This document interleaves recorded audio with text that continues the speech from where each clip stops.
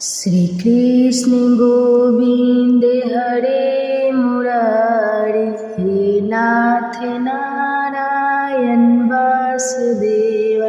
हरे कृष्णा। जय श्री हरि। ओम नमः शिवाय। आप सभी भक्तों को माघ मास के कृष्ण पक्ष की सटतीला एकादशी व्रत की हार्दिक शुभकामनाएं। इस एकादशी का उपवास रखने से और सच्चे मन से विष्णु भगवान की पूजा करने से व्यक्ति के जीवन में अच्छी सेहत, सुख और समृद्धि की प्राप्ति होती है। सटतीला एकादशी की व्रत कथा इस दिन अवश्य ही सुननी चाहिए। तो आइए आज आप सुनिए सटतीला एकादशी व्रत की बड़ी ही दुर्लभ कथा। आज के दिन एकादशी माता और सटतीला एकादशी की पवित्र कथा को सुनने से मनुष्य के सभी पाप और संकट कट जाते हैं, मनोकामनाओं की पूर्ति होती है, वैकुंठ की प्राप्ति होती है। तो सभी लोग बड़ी श्रद्धा और प्रसन्नचित मन से इस कथा को पूरा अवश्य सुनिए। प्रेम से बोलिए भगवान श्री लक्ष्मी नारायण भगवान की जय। भगवान श्री कृष्ण की जय। भगवान श्री कृष्ण के श्रीमुख से एकादशी व्रत का महात्म्य सुनकर श्रद्धा पूर्वक उन्हें प्रणाम करते हुए धर्मराज युधिष्ठिर ने कहा कि हे केशव, आपके श्रीमुख से एकादशी की अनेक कथाएं सुनकर मुझे असीम आनंद की प्राप्ति हुई है। हे मधुसूदन, कृपया अन्य एकादशी का महत्व सुनाने की भी कृपा करें। तब भगवान श्री कृष्ण मुस्कुराते हुए धर्मराज से कहने लगे, हे धर्मराज, अब मैं माघ मास के कृष्ण पक्ष की सटतीला एकादशी की व्रत कथा कहता हूँ। तुम इसे ध्यान पूर्वक सुनो। एक समय दाले ऋषि ने पुलस्त, ब्रह्मा हत्या आदि महान पाप करते प्राय धन की चोरी तथा दूसरे की उन्नति देखकर ईर्ष्या करते हैं। साथ ही अनेक प्रकार के व्यसनों में फंसे रहते हैं, फिर भी उनको नरक प्राप्त नहीं होता। इसका क्या कारण है? वे ना जाने कौन सा दान पुण्य करते हैं जिससे उनके पाप नष्ट हो जाते हैं। यह सब आप कृपा पूर्वक कहिए। तब पुलस मुनि कहने लगे कि हे महाभागी, गंभीर प्रश्न पूछा है, इससे संसार के जीवों का अत्यंत भला होगा। इस भेद को ब्रह्मा, विष्णु, रुद्र तथा इंद्र आदि भी नहीं जानते, परंतु मैं आपको यह गुप्त तत्व अवश्य बताऊंगा। उन्होंने कहा कि माघ मास लगते ही मनुष्य को स्नान आदि करके शुद्ध रहना चाहिए। इंद्रियों को वश में कर काम, क्रोध, लोभ, मोह, अहंकार, ईर्ष्या तथा द्वेष आदि का त्याग करके भगवान का स्मरण करना चाहिए। पुष्य नक्षत्र में गोबर, कपास, तिल मिलाकर उनके कंडे बनाना चाहिए। उन कंडों से 108 बार हवन करना चाहिए। उस दिन मूल नक्षत्र को और एकादशी तिथियों को अच्छे पुण्य देने वाले नियमों को ग्रहण करें। स्नान आदि नित्य क्रिया से निर्मित होकर सब देवताओं के देव श्री भगवान का पूजन करें और एकादशी व्रत को धारण करें। रात्रि को जागरण भी करना चाहिए। उसके दूसरे दिन धूप, दीप, नैवेद्य आदि से भगवान का पूजन करके खिचड़ी का भोग लगाएं। इसके बाद पेठा, नारियल, सीताफल या सुपारी का अर्घ्य देकर स्तुति करना चाहिए कि हे भगवान, आप दीनों को शरण देने वाले हैं, इस संसार सागर में फंसे हुओं का उद्धार करने वाले हैं। हे पुंडरीकाक्ष, हे विश्व भावन, हे सुव्रतपति, आप लक्ष्मी जी सहित इस तुक्ष अर्घ्य को ग्रहण करें। इसके बाद जल से भरा हुआ घड़ा ब्राह्मण को दान करें तथा ब्राह्मण को श्यामा, गौ और तिल का पात्र देना भी उत्तम है। तिल का स्नान और भोजन दोनों ही श्रेष्ठ हैं।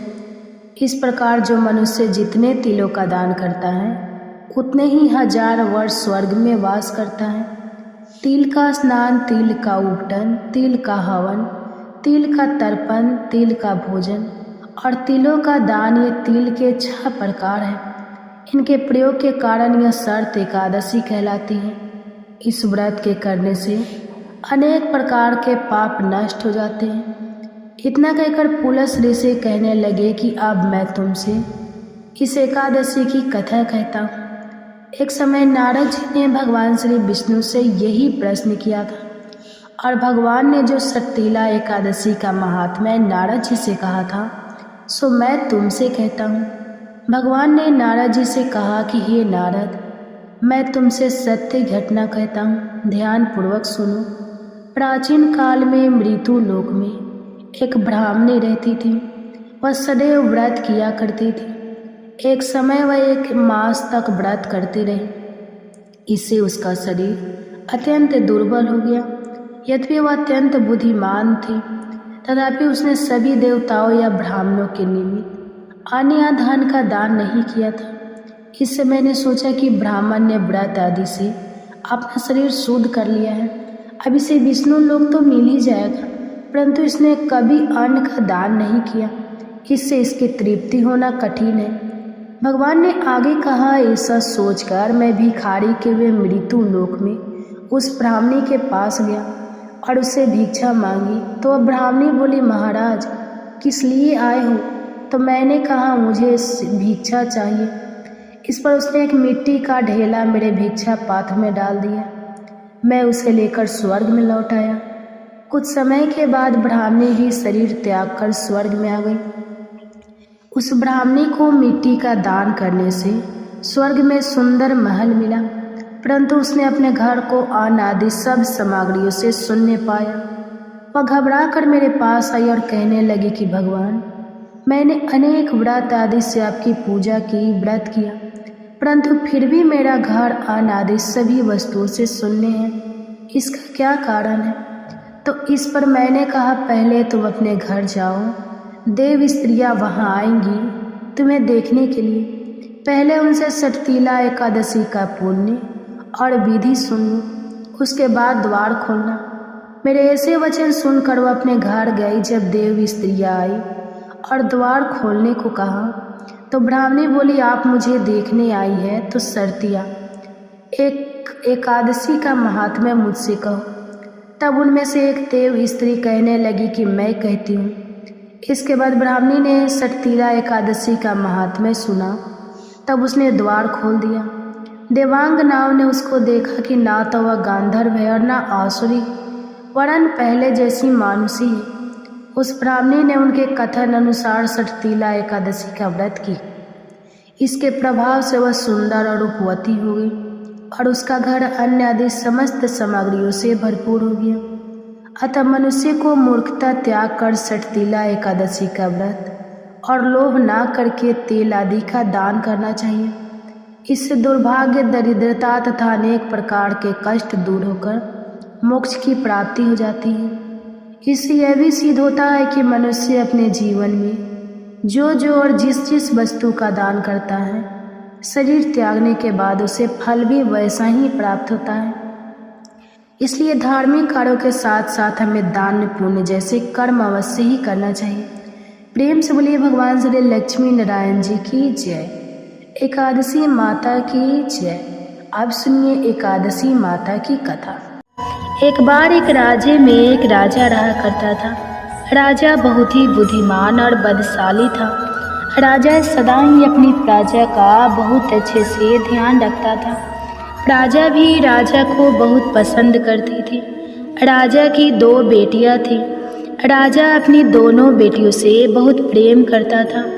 राजा की छोटी बेटी देखने में बहुत सुंदर और आकर्षित थी और राजा की बड़ी बेटी छोटी बेटी के मुकाबले थोड़ी कम सुंदर थी। राजा की छोटी बेटी माता की पूजा किया करती थी और सभी लोग राजा की छोटी बेटी से बहुत प्रेम करते थे और बहुत प्रशंसा किया करते थे। राजा भी अपनी छोटी बेटी को बड़ी बेटी से अधिक प्रेम करता था, जिसके कारण राजा की बड़ी बेटी को अपनी छोटी बहन से बहुत नफरत होने लगी थी। राजा की दोनों बेटियां जब बड़ी हो गई तब एक पड़ोस के राज्य में रहने वाले राजकुमार राजा की बड़ी बेटी के लिए रिश्ता लेकर आया।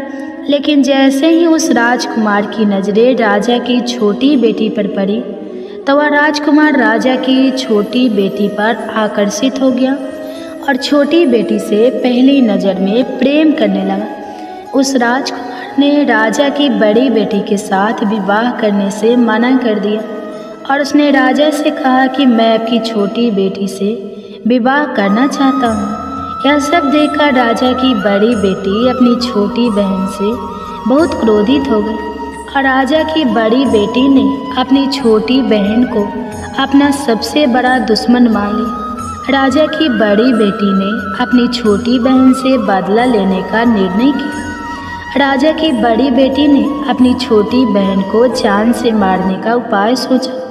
राजा की बड़ी बेटी ने अपनी छोटी बहन को मारने के लिए सबसे पहले एक लड्डू में जहर मिलाकर अपनी छोटी बहन को दे दिया और उसको लड्डू खाने के लिए कहा। लेकिन लड्डू खाने के बाद भी छोटी बहन को कुछ भी नहीं हुआ। बड़ी बहन यह देखकर बहुत आश्चर्यचकित हो गई, लेकिन बड़ी बहन ने हार नहीं मानी। जब उसकी छोटी बहन रात में कमरे में सो रही थी, तब उसने एक मटके में सांप रखकर उसके कमरे में छोड़ दिया, लेकिन सांप भी छोटी बहन का कुछ नहीं कर पाया। जिसके बाद बड़ी बहन ने अपनी छोटी बहन से कहा कि चलो हम लोग कुएं में से पानी भर कर लाते हैं। जिसके लिए वह अपनी छोटी बहन को पानी भरने के बहाने कुएं के पास ले गई और उसने अपनी छोटी बहन को कुएं में धक्का दे दिया। लेकिन छोटी बहन को तब भी कुछ नहीं हुआ, क्योंकि हर बार ग्यारस माता उसकी रक्षा कर रही थी और उधर बड़ी बहन अपने सारे प्रयास के बाद भी असफल हो रही थी, जिससे वह बहुत क्रोधित हो गई और फिर उसने अपनी छोटी बहन के पास जाकर उसे प्रश्न किया कि मेरी छोटी बहन, क्या तुमको पता है कि भगवान ने सबको मृत्यु एक निश्चित समय पर लिखी हुई है और कैसे तुम्हारी या मेरी मृत्यु होगी, क्या यह तुम जानती हो? तब छोटी बहन ने अपनी बड़ी बहन को बताया कि हाँ दीदी, मैं तो जानती हूँ मेरी मृत्यु कैसे होगी। छोटी बहन से यह सब बातें सुनकर बड़ी बहन मन ही मन बहुत प्रसन्न होने लगी और उसने अपनी छोटी बहन से कहा कि तो तुम मुझे अपनी मृत्यु का राज बताओ। तब छोटी बहन ने अपनी बड़ी बहन से कहा कि मेरी मृत्यु तो एक तोते में है, जो तोते के गले में एक हार है, उससे मेरी मृत्यु होगी। जब तक कोई भी व्यक्ति तोते को मारकर उस हार को अपने गले में पहनेगा तो मैं मूर्छित हो जाऊंगी, और जैसे ही उस हार को अपने गले से उतारे तो मैं वापस जीवित हो जाऊंगी। अपनी छोटी बहन की मृत्यु का राज जानकर बड़ी बहन बहुत खुश हुई और उसने अपनी छोटी बहन को मारने के लिए उसके पालतू तोते को ढूंढना शुरू कर दिया। और छोटी बहन को इस बात का आभास हो गया था कि कोई उसकी जान लेना चाहता है, जिसके लिए वो अपने पिताजी के पास गई और उसने अपने पिताजी से कहा कि पिताजी, मेरी मृत्यु के बाद आप मुझे मत जलाइएगा, आप मुझे अपनी पुरानी वाली हवेली में एक पलंग में लेटाकर छोड़ दीजिएगा। अपनी छोटी लड़की की यह बातें सुनकर राजा बहुत आश्चर्यचकित हो गया। राजा ने अपनी छोटी बेटी से पूछा कि बेटी, तुम यह क्या कह रही हो? तब राजा की छोटी बेटी ने बताया कि पिताजी, समय किसी के लिए नहीं रुकता है, क्या कब किसको हो जाए इसका किसी को कुछ नहीं पता। फिर राजा ने अपनी छोटी बेटी से कहा कि तुम ऐसी बातें क्यों करती हो? 2-3 दिन के बाद तो तुम्हारा विवाह है। लेकिन छोटी बेटी ने अपने पिताजी को ऐसा करने पर मजबूर कर दिया और उनसे वचन ले लिया। राजा ने भी अपनी छोटी बेटी की बात स्वीकार कर ली और 2-3 दिनों के बाद जब शादी का समय आया, तब राजकुमार बारात लेकर राजा के घर आया और राजकुमार और राजा की छोटी बेटी का विवाह शुरू हो गया। जैसे ही राजा की छोटी बेटी राजकुमार के साथ फेरे लेना शुरू हुई तो उसकी बड़ी बहन अपनी छोटी बहन के कमरे में जाकर उसके तोते को पकड़ लेती है और उसको जान से मार देती है। तोते के गले में जो हार था उसको अपने गले में धारण कर लेती है और जैसे ही बड़ी बहन उस हार को अपने गले में धारण करती है तो उधर छोटी बहन 3.5 फेरे ले पाती है और वहीं पर बेहोश होकर गिर जाती है। जिसके बाद राजा ने बड़े बड़े दार्द हकीमों को बुलाया और अपनी छोटी बेटी का इलाज करने के लिए कहा। राजा की बात सुनकर जब वैद्य ने छोटी बेटी को देखा तो राजा को बताया कि आपकी छोटी बेटी ना तो जीवित है और ना मरी हुई है। ऐसा मैं पहली बार देख रहा हूँ। राजा ने वैद्य और हाकिम को यह बात बाहर बताने से मना कर दिया और उनको कहा कि अगर तुमने यह बात किसी को बाहर बताई तो हम तुमको फांसी दे देंगे। अपनी छोटी बेटी को पुराने महल में जाकर एक पलंग में लेटा दिया और वहाँ पर कुछ सैनिकों को तैनात कर दिया। इसके बाद राजा वापस अपने महल पर आ गया। राजा की बड़ी बेटी अपने पिताजी के पास आई और कहने लगी कि पिताजी, अगर यह शादी संपन्न नहीं हुई तो आपकी इज्जत का क्या होगा?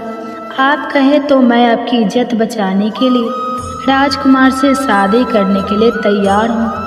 जिसके बाद राजा ने अपनी बड़ी बेटी की बात मान ली और राजा ने बड़ी बेटी को छोटी बेटी के कपड़े पहनाकर मंडप में भेज दिया। लेकिन राजकुमार यह जान गया कि यह राजा की छोटी बेटी नहीं है बल्कि राजा की बड़ी बेटी है। लेकिन जब राजकुमार ने शादी करने से मना किया तो सभी लोगों ने राजकुमार को विवश करके राजा की बड़ी बेटी से बचे हुए फेरों को संपन्न करा दिया और विवाह संपन्न हुआ। जिसके बाद राजकुमार राजा की बड़ी बेटी को अपने महल में ले गया। विवाह होने के बाद राजकुमार उससे ना तो बात करता था, ना उसे पसंद करता था और ना ही उसके आसपास भटकता था। और राजकुमार ने यह फैसला लिया था कि वह अपनी प्रेमिका को ढूंढ कर रहेगा और यह जान कर रहेगा कि उसके साथ क्या हुआ है।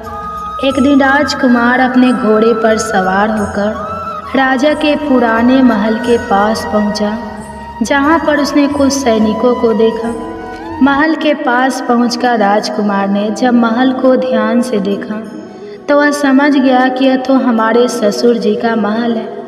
तब राजकुमार ने सैनिकों से पूछा कि तुम लोग यहाँ क्या कर रहे हो और इस महल के अंदर उस पलंग में कौन लेटा है? जिसके बाद सैनिकों ने बताया कि यहाँ पर राजा की छोटी बेटी लेटी है। यह सुनकर राजकुमार बहुत प्रसन्न हो गया और वह तुरंत अपनी प्रेमिका के पास पहुँच गया और उसकी सेवा करने लगा। जैसे ही रात हुई तो राजा की छोटी बेटी उठकर खड़ी हो गई। राजकुमार यह देखकर बहुत खुश हो गया और उसने अपनी प्रेमिका से पूछा कि तुम यहाँ क्या कर रही हो? तुम मेरे साथ चलो, घर चलो। राजा की छोटी बेटी ने राजकुमार को सारी बातें बता दी कि मेरी जान एक तोते में बसती थी और मैंने यह बात सिर्फ अपनी बड़ी बहन को बताई थी और मुझे पता है कि उसने ही मुझे मारने का प्रयास किया है। उसके पास एक हार है जिसको वह सुबह पहन लेती है और रात को उतार देती है। जब तक वह हार को पहन कर रखती है तब तक मैं मूर्छित रहती हूँ और जैसे ही वह हार को उतार देती है तो मैं जीवित हो जाती हूँ। और जब तक मेरी बड़ी बहन के पास वह हार रहेगा तब तक मैं ऐसे ही जीवित और मूर्छित होती रहूँगी। अगर मेरी बड़ी बहन के पास जो हार है वह मेरे हाथ लग जाए तो मैं हमेशा के लिए जीवित हो जाऊँगी। राजकुमार यह सब बातें सुनकर राजा की छोटी बेटी के पास रहने का निर्णय लेता है और उसने अपने बचे हुए सारे फेरे उस पलंग में लेटी हुई राजकुमार की छोटी बेटी के साथ ले लिए और अपना विवाह पूर्ण कर लिया और वहीं पर वह रहने लगा। देखते ही देखते कुछ समय में राजा की छोटी बेटी और राजकुमार की पत्नी गर्भवती हो गई। एक दिन राजकुमार को किसी काम से बाहर जाना पड़ा। तब छोटी बहन के पेट में बहुत तेज से दर्द होने लगा, जिसके बाद उसने माता का आह्वान किया। जिसके बाद वह माता प्रकट हुई और उन्होंने अपने भक्तों के दर्द को दूर किया और एक पुत्र की प्राप्ति करवाई। और वहीं पर अचानक से राजकुमार भी आ गया। राजकुमार ने ग्यारस माता को देखा तो वह आश्चर्यचकित हो गया और उसने तुरंत ग्यारस माता को प्रणाम किया। और ग्यारस माता ने राजकुमार से कहा, जब तुम्हारा पुत्र 5 वर्ष का हो जाए तो तुम आकर अपनी पत्नी का हार इसकी गली में डाल देना। और देखते ही देखते राजकुमार और राजा की छोटी बेटी का पुत्र 5 वर्ष का हो जाता है। तो राजकुमार अपने बेटे से कहता है कि बेटा, मैं कुछ काम से बाहर जा रहा हूँ, तुम अपनी माता का ध्यान रखना। और वहाँ से चला जाता है। राजा को बाहर निकलता देखकर बड़ी बहन के सैनिक देख लेते हैं और बड़ी बहन को जाकर सारी बातें बता देते हैं। जिसके बाद बड़ी बहन अपनी छोटी बहन के पुत्र को वहाँ से उठवा लेती है और उसको मरवा देती है। छोटी बेटी के पुत्र के 2 टुकड़े करवा देती है। पहला टुकड़ा चक्के के पास छुपा देती हैं और दूसरा टुकड़ा अपने पलंग के नीचे रख लेती है। अब 11 माता भिखारी का रूप लेकर आती हैं और एक भिखारी का रूप रखकर बड़ी बहन के पास चली जाती है। जिसके बाद वहाँ पर भिक्षा मांगने लगती है तो बड़ी बहन अपने सैनिकों से कहती है कि जाकर भिक्षा दे दो। लेकिन जैसे ही नौकर 11 माता को भिक्षा देने के लिए आते हैं तो माता उन्हें मना कर देती है और कहती है कि मैं तुम्हारी महारानी से ही भिक्षा लूँगी। जिसके बाद बड़ी बहन स्वयं ही भिक्षा देने के लिए माता के पास आती है। तब माता एक बिल्ली का रूप लेकर उसके कमरे में चली जाती हैं और वहाँ पर छोटी बेटी के पुत्र के 2 टुकड़ों को आपस में जोड़ देती है और उसे जीवित कर देती है। फिर उसे वहाँ से ले जाती है। राजकुमार अपने बेटे को लेकर अपनी पत्नी के पास आ जाता है और उसे कहता है कि तुम इसका ध्यान रखना। अगर तुम इस बच्चे का अच्छे से ध्यान रखोगी तो मैं तुमसे बात करूँगा। एक दिन राजकुमार अपने बच्चे से कहता है कि तुम मम्मी से उनके गले का हार मांग लो। तो अपने पिता की बात मानकर राजकुमार का लड़का अपनी मम्मी के पास जाता है और कहता है कि मम्मी मुझे तुम्हारा हार चाहिए। यह सुनकर पहले तो बड़ी बहन बहुत क्रोधित होती है, पर उसको याद आता है कि राजकुमार ने कहा था कि अगर मैं इस बच्चे का ध्यान अच्छे से रखूंगी तो वह मुझसे बात करेंगे। जिसके कारण वह हार उस बच्चे को दे देती है और वह तुरंत हार को ले जाकर अपने पिताजी को दे देता है। और तभी राजकुमार अपने बेटे को लेकर वहाँ से जाने लगता है और अपनी पत्नी से कहता है कि तुम हमारे लिए खाना बनाकर रखना, मैं शाम को आकर तुम्हारे साथ खाना खाऊंगा। और वह अपने बेटे को लेकर वहाँ से चला जाता है। जिसके बाद वह राजा के पास जाता है और उनको सारी बातें बता देता है। राजा अपनी बड़ी बेटी की यह करतूत सुनकर बहुत क्रोधित होते हैं और अपनी परवरिश पर ही दोष देने लगते हैं। राजकुमार को अपनी छोटी बेटी के साथ रहने के लिए आदेश दे देते हैं। इस प्रकार 11 माता की कृपा से राजकुमार और राजा की छोटी बेटी सुखपूर्वक रहने लगी। प्रेम से बोलिए एकादशी माता की जय। प्रेम से बोलिए माता लक्ष्मी और भगवान विष्णु की जय, माता पार्वती और भगवान शंकर की जय। कथा के बाद अब आप आरती श्रवण कीजिए। ओम जय एकादशी माता मैया, जय एकादशी माता, विष्णु पूजा व्रत को धारण कर, विष्णु पूजा व्रत को धारण कर, शक्ति मुक्ति पाता। ओम जय एकादशी माता, तेरे नाम गिना देवी, भक्ति प्रदान करनी मैया, भक्ति प्रदान करनी, गण गौरव की देनी, गण गौरव की देनी, माता शास्त्र में वर्णी, माता शास्त्र में वर्णी।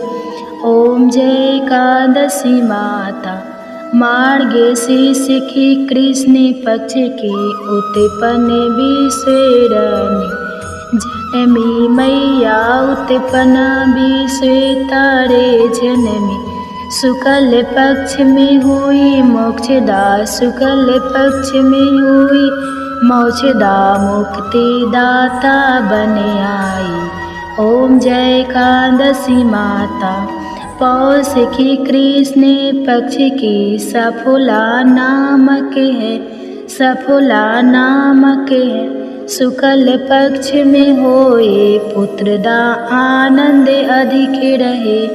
ओम जय एकादशी माता, नाम सटितिला, माघ मास में कृष्ण पक्ष आवे, मैया कृष्ण पक्ष आवे, शुक्ल पक्ष में जया कहावे, शुक्ल पक्ष जया कहावे, विजय सदा पावे।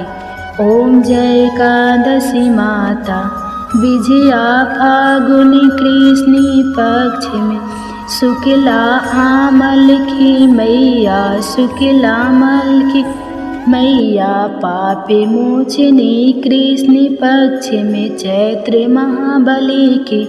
ओम जय एकादशी माता, चैत शुक्ल में नामे कमदा, धन देने वाली मैया, धन देने वाली मैया, नाम बरुथिनी कृष्ण पक्ष में, नाम बरुथिनी कृष्ण पक्ष में, बैसाखी माह वाली।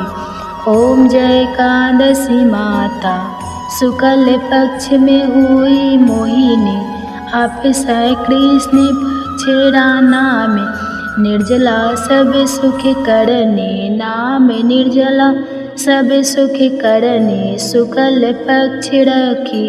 ओम जय एकादशी माता, योगिनी नाम आषाढ़ में, जानो कृष्ण पक्ष करनी, देवसैनी नाम कहाओ, शुक्ल पक्ष धरनी। ओम जय एकादशी माता, कामिका श्रावण मास में आवे, कृष्ण पक्ष कहिए श्रावण शुक्ला होए, पवित्र आनंद से रहिए। ओम जय एकादशी माता, आजा भाद्रपद कृष्ण पक्ष की, परिवर्तन शुक्ला इंद्रा आश्विनी कृष्ण पक्ष में, इंद्र आश्विनी कृष्ण पक्ष में, भवसागर निकला।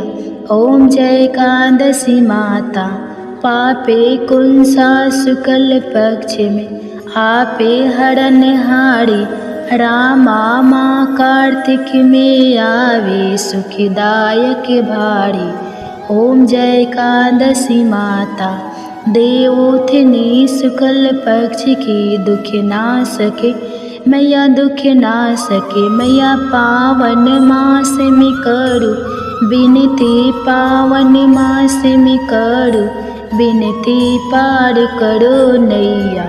ओम जय एकादशी माता, परमा कृष्ण पक्ष में होती, जन मंगल करनी मैया, जन मंगल करनी मैया, शुक्ल मास में होए पगनी, शुक्ल मास में होए पगनी, दुख दरिद्र।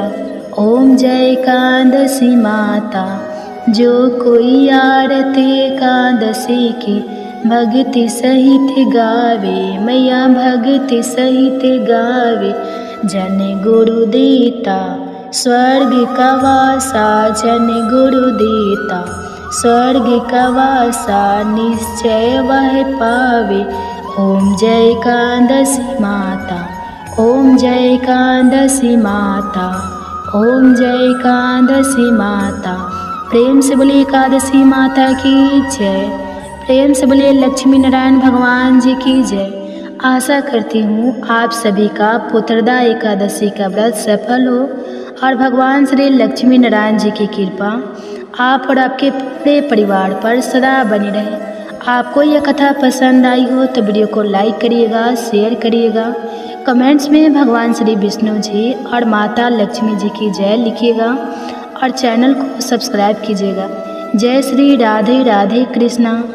प्रिय श्रोताओ, एकादशी के दिन एकादशी व्रत कथा के साथ ही 11 माता की कथा की भी अवश्य ही सुननी चाहिए। इससे व्रत का पूर्ण फल प्राप्त होता है। तो आइए सुनते हैं 11 माता की कथा। एकादशी भगवान श्री हरि विष्णु की साक्षात शक्ति है, जिस शक्ति ने उस असुर का वध किया जिससे भगवान भी जीत पाने में असमर्थ थे। उस शक्ति के आगे भला मनुष्य के पाप रूपी असुर कैसे टिक सकते हैं। जिस शक्ति ने देवताओं के कष्ट को हरकर उन्हें सुख दिया, वह प्राणी मात्र को क्या नहीं दे सकती। सुख, समृद्धि, शांति और मोक्ष समस्त सुख सहज ही प्राप्त हो जाते हैं।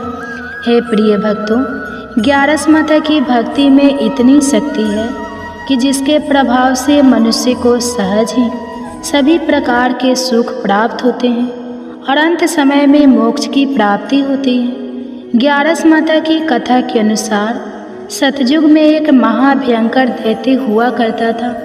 उस दैत्य का नाम था मूढ़। उस दैत्य ने इंद्र आदि सभी देवताओं पर विजय प्राप्त करके उन्हें उनके पद से हटा दिया था।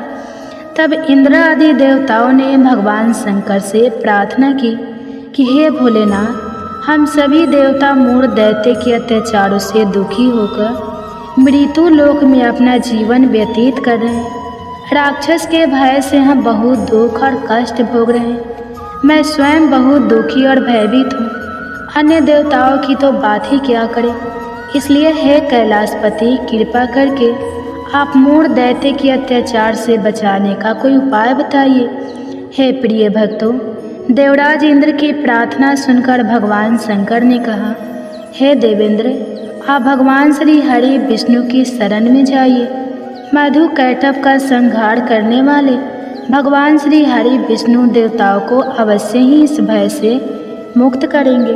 भगवान शंकर के आदेश के अनुसार इंद्र तथा अन्य सभी देवता शेर सागर गए, जहाँ पर भगवान श्री हरि विष्णु शेष शैया पर विराजमान थे। इंद्र सहित सभी देवताओं ने भगवान श्री हरि विष्णु को देखा और उनके सामने उपस्थित होकर उनकी स्तुति करने लगे। देवता कहने लगे, हे तीनों लोकों के स्वामी, आप स्तुति करने योग्य हैं। हम सभी देवताओं का आपको कोटि कोटि प्रणाम है। हे दैत्यों के सहारा, हम आपकी शरण में हैं, आप हमारी रक्षा करें। हे त्रिलोकपति, हम सभी देवता दैत्यों के अत्याचार से भयभीत होकर आपकी शरण में आए हैं। इस समय दैत्यों ने हमें स्वर्ग से निकाल दिया है और हम सभी देवता बड़ी ही दयनीय स्थिति में मृत्यु लोक में घूम रहे हैं। अब आप ही हमारे रक्षक हैं, हमारी रक्षा करें। हे जगन्नाथ, आप हमारी रक्षा करें। देवताओं की करुण पुकार सुनकर भगवान श्री हरि विष्णु बोले, हे देवगो, कौन सा दैत्य है जिसने देवताओं को जीत लिया है? आप सभी देवक किसके भय से पृथ्वी लोक में भटक रहे हैं? क्या वह दैत्य इतना बलवान है जिसने इंद्र सहित सभी देवताओं को जीत लिया है? तुम निर्भय होकर मुझे सब हाल बताओ। भगवान श्री हरि विष्णु के स्नेहमय वचनों को सुनकर देवेंद्र ने कहा, हे प्रभु, प्राचीन काल में ब्रह्मा वंश में उत्पन्न हुआ नारी जंगम नाम का एक असुर था, जिसका मूढ़ नामक एक पुत्र है जो चंद्रवर्ती नामक नगरी में निवास करता है, जिसने अपने बल के मृत्यु लोक और देवलोक को जीत लिया है और सभी देवताओं को देवलोक से निकालकर अपने दैत्य कुल के असुरों को इंद्र, अग्नि, यम, वरुण और चंद्रमा आदि सभी को लोकपाल बना दिया है। वह स्वयं सूर्य बनकर पृथ्वी को तापता है और स्वयं मेघ बनकर जल की वर्षा करता है। इसलिए आप इस बलशाली भयानक असुर का संहार करके देवताओं की रक्षा करें। देवेंद्र के मुख से ऐसे वचन सुनकर भगवान श्री हरि विष्णु बोले, हे देवताओं, मैं आपके शत्रु का शीघ्र ही संहार करूँगा। आप सभी इसी समय मेरे साथ चंद्रवर्ती नगरी चलिए। देवताओं की पुकार पर भगवान श्री हरि विष्णु तुरंत ही उनके साथ चल पड़े और उधर दैत्यराज मूढ़ ने अपने तेज से जान लिया था कि भगवान श्री हरि विष्णु युद्ध की इच्छा से उसकी राजधानी में आ रहे हैं। इसलिए अपने राक्षस योद्धाओं के साथ वह भी युद्ध भूमि में आकर गरजने लगा और देखते ही देखते युद्ध प्रारंभ हो गया। युद्ध शुरू होने पर अनगिनत असुर अपने अस्त्र शस्त्रों के धारण करके देवताओं से युद्ध करने लगे, लेकिन देवता तो पहले से ही डरे हुए थे। वह अधिक देर तक राक्षसों का सामना ना कर सके और भाग खड़े हुए। तब भगवान श्री हरि विष्णु स्वयं युद्ध भूमि में आ गए। दैत्य पहले से भी ज़्यादा जोश में भरकर भगवान श्री हरि विष्णु से युद्ध करने लगा। वे अपने अस्त्र शस्त्रों से उन पर भयानक प्रहार करने लगा। दैत्यों के आक्रमण वारों को श्री हरि विष्णु अपने चक्र और गदा के प्रहारों से नष्ट करने लगे। इस युद्ध में अनेक दैत्य सदा के लिए मृत्यु की गोद में समा गए, किंतु दैत्यराज मूढ़ भगवान विष्णु के साथ निश्चल भाव से युद्ध करता रहा। उसका तो जैसे अभी बाल था, बांका नहीं हुआ था। वह बिना डरे युद्ध कर रहा था। भगवान विष्णु मूर्ख को मारने के लिए जिन जिन शास्त्रों का प्रयोग करते, वे सब उसके तेज से नष्ट होकर उस पर पुष्पों के समान गिरने लगते। अनेक अस्त्र शस्त्रों का प्रयोग करने पर भी भगवान श्री हरि विष्णु उससे जीत ना सके। तब वे आपस में मिल युद्ध करने लगे। भगवान श्री हरि विष्णु ससुर से देवताओं के लिए सहस्त्र वर्षों तक युद्ध करते रहे, किंतु ससुर से जीत ना सके। अंत में भगवान विष्णु शांत होकर विश्राम करने की इच्छा से बद्रिका आश्रम स्थित 38 कोस लंबे एक द्वार वाली हेमवती नाम की एक गुफा में प्रवेश कर गए। उस गुफा में भगवान ने शयन किया। भगवान विष्णु के पीछे वह दैत्य भी चला गया। भगवान श्री हरि विष्णु को सोता हुआ देखकर वह दैत्य उन्हें मारने को तैयार हुआ। वह सोच रहा था कि आज तो मैं अपने चीर शत्रु को मारकर हमेशा हमेशा के लिए निशक्तंठ हो जाऊंगा, लेकिन उसकी यह इच्छा पूर्ण ना हो सकी, क्योंकि उसी समय भगवान श्री हरि विष्णु की देह से एक दिव्य वस्त्र धारण किए हुए एक अत्यंत मोहिनी देवी उत्पन्न हुई और राक्षस को ललकार कर उससे युद्ध करने लगी। उस देवी को देखकर राक्षस को घोर आश्चर्य हुआ और वह सोचने लगा कि यह ऐसी दिव्य कन्या कहाँ से उत्पन्न हुई, और फिर वह असुर उस कन्या से लगातार युद्ध करता रहा। कुछ समय बीतने पर उस देवी ने क्रोध में आकर उस दैत्य के अस्त्र शस्त्रों के टुकड़े टुकड़े कर दिए। अब तो उस दैत्य को बड़ा ही क्रोध आया और वह सारी मर्यादाएं भंग करके उस देवी के मल्ल युद्ध करने लगा। उस तेजस्वी कन्या ने उसको धक्का मारकर मूर्छित कर दिया और उसकी मूर्छा टूटने से पूर्व ही उसका सिर काटकर धड़ से अलग कर दिया, और सिर कटते ही वह असुर पृथ्वी पर गिरकर मृत्यु को प्राप्त हुआ और बाकी बचे हुए असुर अपने राजा का ऐसा दुखद अंत देखकर भयभीत होकर पाताल लोक में भाग गए। भगवान श्री हरि विष्णु जब निद्रा से जागे तो उस असुर को मरा हुआ देखकर उन्हें घोर आश्चर्य हुआ और वे सोचने लगे कि इस महाबली को किसने मारा है। तब वह तेजस्वी कन्या श्री हरि से हाथ जोड़कर बोली, हे जगदीश्वर, यह असुर आपको मारने को तत्पर था, तब मैंने आपके शरीर से उत्पन्न होकर इस असुर का वध किया है। देवी की बात सुनकर भगवान श्री हरि विष्णु बोले कि तुमने इस असुर को मारा है, इसलिए हे देवी मैं तुमसे अत्यंत प्रसन्न हूँ। इसे मारकर तुमने तीनों लोकों को देवताओं के कष्ट को हरा है, इसलिए तुम अपनी इच्छा अनुसार वरदान मांग लो, मैं तुम्हारी प्रत्येक इच्छा को पूर्ण करूँगा। भगवान की बात सुनकर वह देवी बोली कि हे प्रभु, मुझे यह वरदान दीजिए कि जो भी मनुष्य या देव मेरा व्रत करे उसके सभी पाप नष्ट हो जाए और अंत में उसे स्वर्ग लोक की प्राप्ति हो। मेरे व्रत का आधा फल रात्रि को मिले और उसका आधा फल एक समय भोजन करने वाले को मिले। जो श्रद्धालु भक्ति पूर्वक मेरे व्रत को करे वह निश्चय ही वैकुंठ लोक को प्राप्त करे। जो मनुष्य मेरे व्रत में दिन तथा रात्रि को एक बार भोजन करे वह धन धान्य से भरपूर रहे। कृपा करके मुझे ऐसा वरदान दीजिए। भगवान श्री हरि विष्णु ने कहा, हे देवी, ऐसा ही होगा। मेरे और तुम्हारे भक्त एक ही होंगे और अंत में संसार में प्रसिद्धि को प्राप्त होकर मेरे लोक को प्राप्त करेंगे। हे कल्याणी, तुम एकादशी को पैदा हुई हो, इसलिए तुम्हारा नाम भी एकादशी हुआ, तथा जो मनुष्य इस दिन व्रत करेंगे उनके समस्त पापों समूल नष्ट हो जाएंगे। तुम मेरे लिए अब तीज, अष्टमी, नवमी और 14 से भी अधिक प्रिय हो। तुम्हारे व्रत का फल सभी तीर्थों के फल से भी महान होगा। यह मेरा अष्टांग का कथन है। इतना कहकर भगवान श्री हरि विष्णु उसी स्थान पर अंतर ध्यान हो गए। तो सभी प्रेम से बोलिए एकादशी माता और विष्णु भगवान की जय। हे प्रिय भक्ते, तो आइए अब सभी मनोकामनाओं को पूर्ण करने वाली तुलसी माता की बड़ी ही पावन कथा को सुनते हैं। एक बार एक गांव में एक बुजुर्ग महिला रहा करती थी। वह प्रतिदिन पूजा पाठ किया करती थी। वह रोज तुलसी माँ की पूजा करती थी और वह बुजुर्ग महिला रोज तुलसी माता से कहती, हे तुलसी माँ, तुम मुझे बहू दे, पीताम्बर की धोती दे, मीठा मीठा घास दे, बैकुंठ में वास दे, चटक की चाल दे, पटक की मौत दे, चंदन का काठ दे, रानी का काज दे, दाल भात का भोजन दे, ग्यारस की मौत दे और कृष्ण जी का कंधा दे। वह बुजुर्ग महिला हर महीने महीने में तुलसी माता की रोज पूजा करती थी और उनके बिरले को रोज सींचती थी। तुलसी माता बुजुर्ग महिला की बात सुनकर धीरे धीरे सूखने लगी।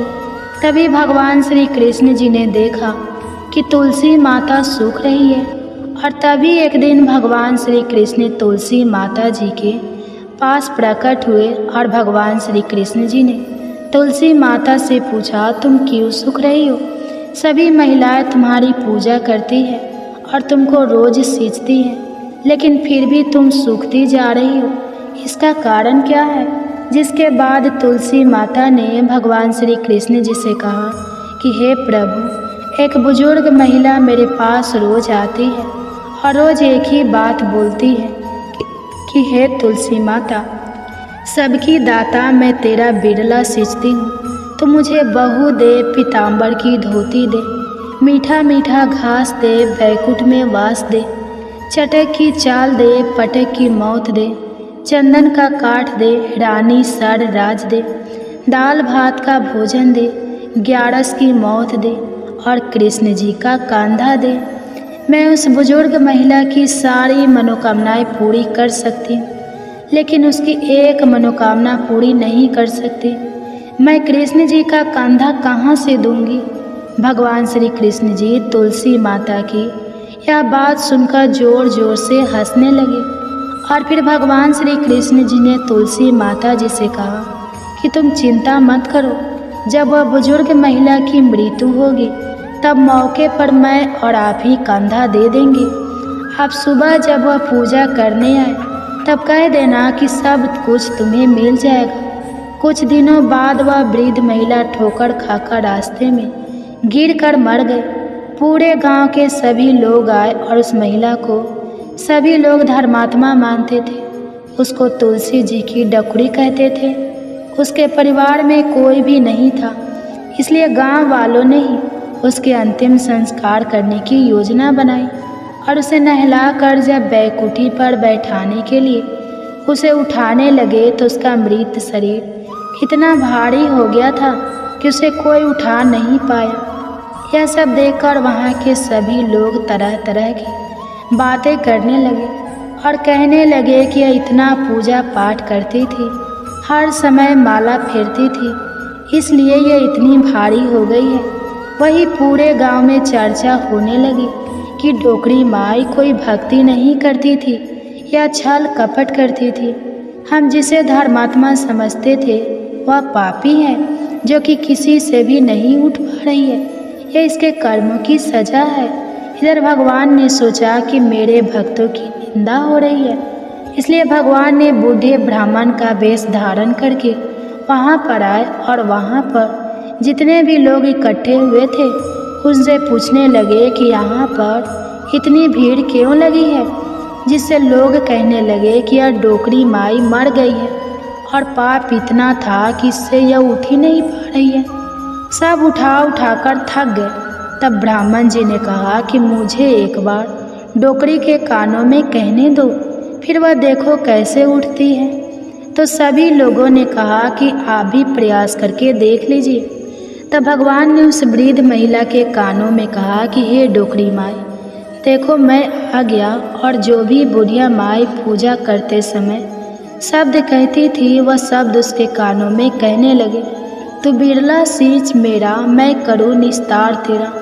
डोकरी माई बहू ले, बेटी ले, पोता ले, लड्डू ले, पीताम्बर की धोती ले, गहना ले, घी का घड़ा ले, मीठा मीठा खीर और पूड़ी ले, दाल भात का भोजन ले, धन दौलत ले, बेटा पोता को काम ले, तुलसी का पता ले, मुंह में गंगा जल ले, 11 माता को दीन ले, श्री कृष्ण जी का कंधा ले। इतना सुनते ही डोकरी हल्की हो गई। भगवान ने बोला आओ और उसको उठाओ। भगवान ने हाथ लगाया और डोकरी उठ गई। सबको बड़ा ही आश्चर्य हुआ। उसे खूब धूमधाम से ले जाया गया। भगवान उसे अपने कंधे पर ले गए। पूरे गांव में इसकी चर्चा होने लगी, जिससे उसको मुक्ति मिल गई और वह बैकुंठ में चली गई। सभी लोग देखते रह गए। सभी लोगों ने देखा कि शमशान घाट तक तो ब्राह्मण साथ ही आया था, लेकिन अब वह दिखाई नहीं दे रहा है। इससे लोगों को समझ में आ गया कि वह और कोई नहीं, स्वयं भगवान ही बूढ़े ब्राह्मण के रूप में आए थे। तो बोलिए श्री राधा कृष्ण भगवान की जय। बोलिए श्री तुलसी शालिग्राम जी की जय।